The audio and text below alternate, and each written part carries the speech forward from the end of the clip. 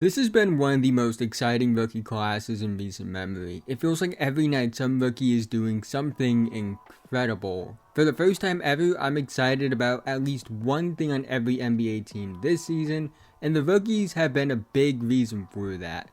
It's still very early in the season, a lot can change, but in this video I want to go over my top 10 rookies to start this season, as well as talk about some other rookies as well.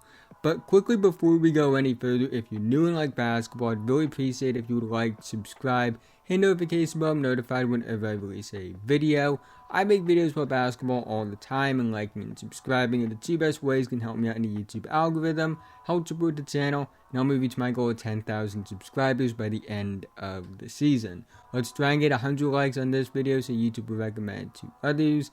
Anyways, grab some popcorn, grab a snack, grab whatever you want, because this is going to be a long one.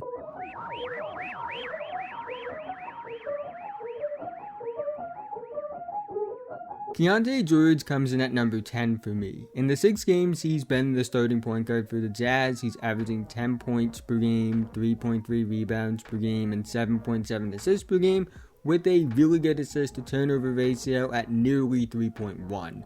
The efficiency hasn't been good, as he's shooting 30.2% from the field, 25% from 3, and 87.5% from the line. Actually, the free throw numbers are pretty good, but the field goal percentage and 3-point percentage haven't been, and a 42.8 true shooting percentage is really bad. But you can't deny the playmaking efficiency. That's been something he's been great at. He's making really good reads, he's making really good decisions. He really is showing that he can be a primary playmaker in the NBA.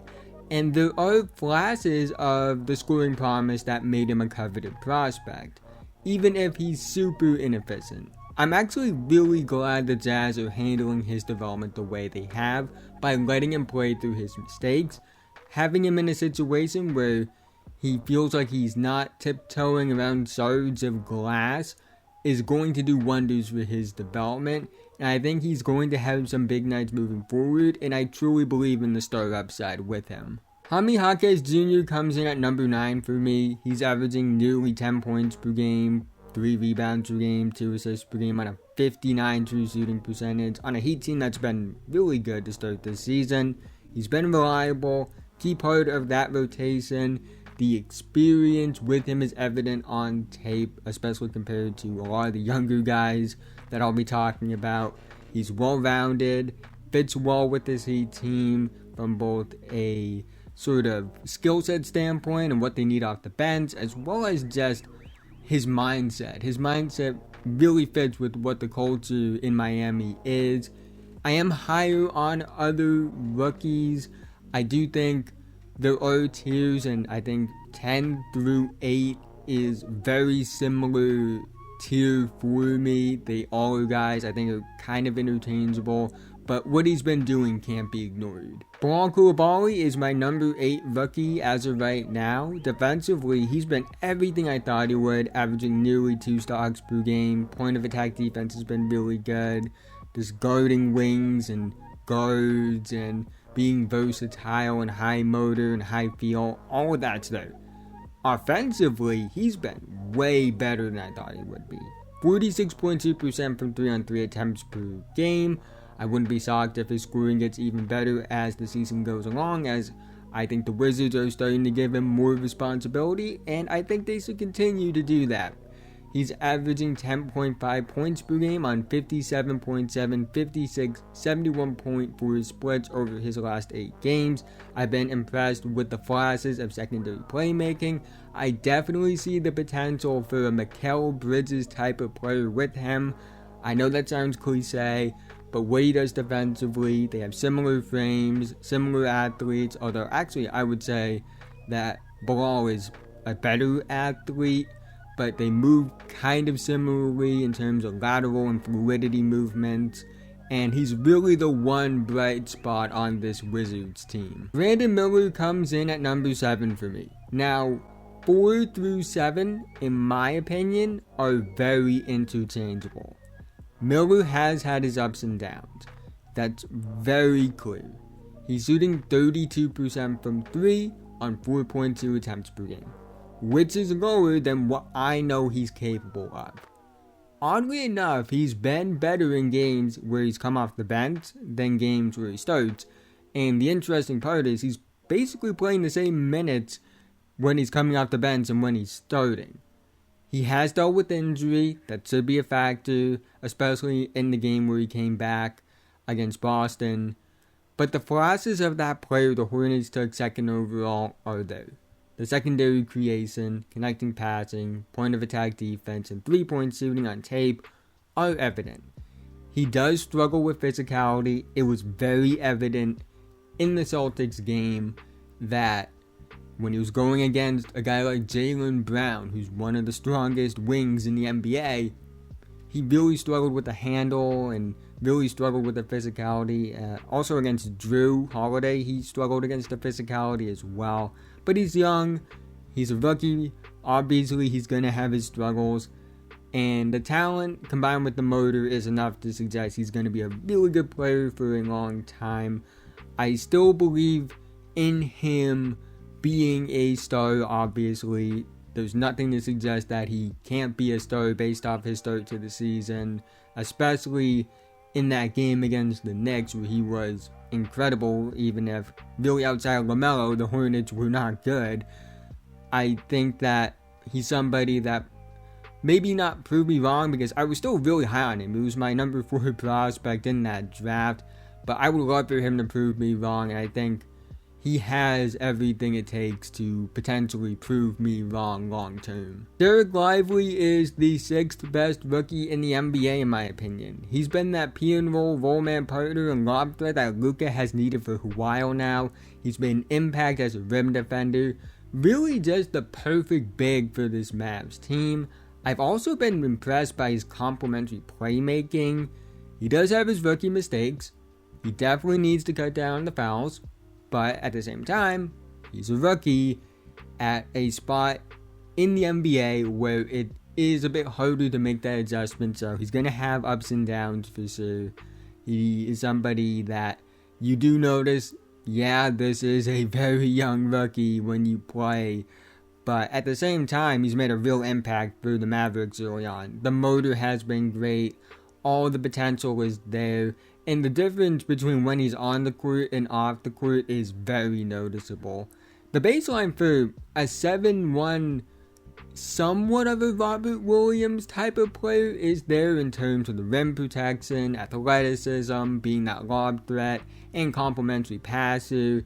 And that's a terrifying player to think about. Jordan Hawkins just cracked the top 5 for me. He's been a great shooter, probably the best shooter among rookies in the NBA in terms of high volume. He's a solid complementary passer and just the NBA ready guy he was expected to be entering the league. Inside the arc, he's been a bit rough, but he's a legit special shooter.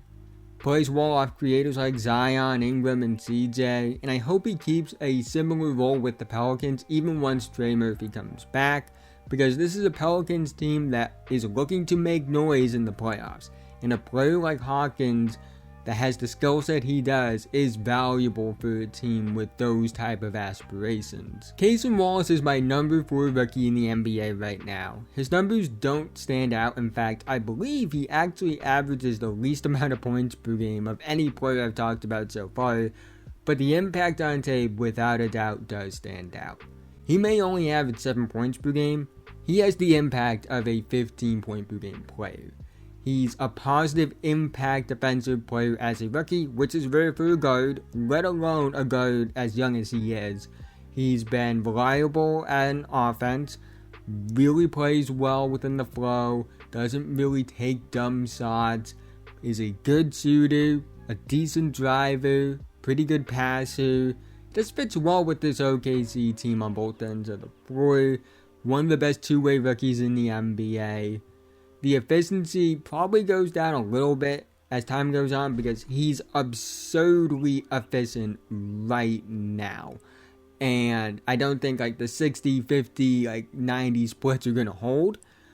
But I do think he'll be really efficient even when the production starts to pick up more and he gets closer to that 10 to 12 point per game range. The impact he's had on this OKC team that's been one of the best in the conference, especially at his age on both ends of the floor, is why he ranks so high for me. Ausar Thompson is the easy third best rookie in the NBA in my opinion. Kind of in a tier of his own between the top 2 and the 4 through 7 guys. He's leading all rookies in rebounds per game and steals per game, top 5 in points per game, top 3 in blocks per game among rookies, as well as top 10 in the NBA in that category, top 3 among rookies in assists per game, and he's one of the 5 best offensive rebounders in the NBA, which is absurd for someone that's 6'7". The scoring has been up and down to say the least. Statistically one of the worst shooters in the NBA, but the flashes and confidence make me optimistic about his potential long term as a scorer, really good connecting playmaker, and he ranks this high for me in his own too because he's just that special of a rebounder, defender, and playmaker, even without the scoring. And to put into perspective how special he is in terms of everything else besides scoring, if he was even Jabari Smith Jr. and what he's doing right now, or Keegan Murray when he was a rookie as a scorer, he would be number 1 on my list. He's like the evil twin of Cam Thomas in that regard. I have Victor Wembanyama at number 2. Now, before you get mad at me, it's extremely close between him and number 1 on this list. Victor has been incredible. He's lived up to the hype. And long term, he's the highest ceiling young player in the NBA, and it's not even close. He's flashed the signs of dominance, like in the Suns and Timberwolves games. But he also has had his ups and downs. Part of it is natural rookie growing pains in the ambitious shot selection. Part of it is the team around him. Like, they have one point guard, and they don't even start that point guard. Regardless, I've been impressed with his start to the season. He's everything I thought he would be in terms of the ups and downs, and how incredible the ups have been. A versatile offensive monster that can be unstoppable when he puts it all together, and defensively, he's elite right now. Nobody in the NBA has the ground coverage that he does, and he's breaking basically every defensive distance metric in terms of how shot quality is classified. The scariest part is he's just scratching the surface and will only get better from this point. He has no idea what he's doing right now, and he's still an absolute problem for opposing NBA teams. But I'm just slightly higher on one rookie in particular. The best rookie in the NBA, in my opinion, has been Chet Holmgren. Now, does Chet have the best situation of these guys? Yes, he's on a really good team, and he got a year prior to the NBA with that team. That definitely has helped. That doesn't change the fact that he's been a monster in terms of his impact. He's been one of the 10 best centers in the NBA this season, and is already the second best player on the Thunder, a team that looks like they could make a run at the 1 seed potentially. He's averaging 3 stocks per game. He's averaging 17 points per game on 56.5, 46, 90.7 splits. He's the most polished rookie in the NBA. He's had the biggest impact among rookies in the NBA. And it's not like he's just being spoon-fed. Sure, he's playing off of, say, Gilgeous-Alexander and Jalen Williams, but he's doing stuff on the ball as well, which is why I'm really impressed with his efficiency. You look at the Warriors game, 36 points, 10 rebounds, 5 assists, 2 steals, 2 blocks, including the shot that sent the game to overtime. He's been really productive and really efficient, playing both on and off the ball. He's been a monster defensively, 7 blocks in the game against the Cavs, and overall you can just tell that he's made that team better defensively. He's been a good 3-point shooter, 46% on nearly 4 attempts per game. And when you look at all of it, it's really hard not to give him the number 1 spot. Would Victor be more efficient and close to as effective as Chet, at least compared to what's going on in San Antonio, if he was on this OKC team? Probably, but that doesn't take away from Chet. And I also think Chet is just a better player right now. Granted, he's 2 years older than Victor and has more time around an NBA team, those are factors, but I don't think that changes the fact that Chet is a more polished and more developed player right now. Long term is a different story. I think Victor will be the better player long term, but that really says more about Victor's upside than anything else, because Victor is someone I think has the most upside of any young player in the NBA. But rookie rankings are based off right now. And right now, Chet has been the best rookie in the NBA, having the biggest impact on the best team among the rookies I've talked about so far. And if I had to vote right now, Chet Holmgren will be my Rookie of the Year. Here are my tiers for the rookies in the top 10. Tier 1 is Chet Holmgren and Victor Wembanyama. Tier 2 is Ausar Thompson. Tier 3 is Cason Wallace, Jordan Hawkins, Derek Lively, and Brandon Miller.